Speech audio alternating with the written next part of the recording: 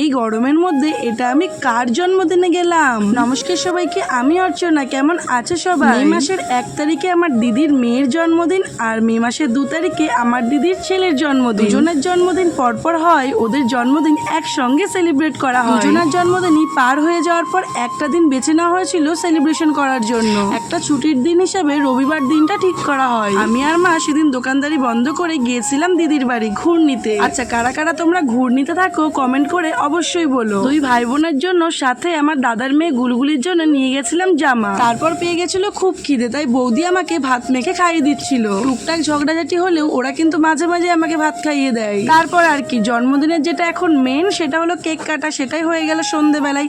তারপর একটু হালকা ফুলকা নাচ, আর সবশেষে হলো খাওয়া দাওয়া। আর আমার বুড়ি সোনা আমাকে কেক মাখে একদম ভূত করে দিয়েছিল। আচ্ছা, তোমরা আমার বুড়ি বুড়োর জন্য আশীর্বাদ করে যেও, ওরা যেন জীবনে অনেক বড় হতে পারে।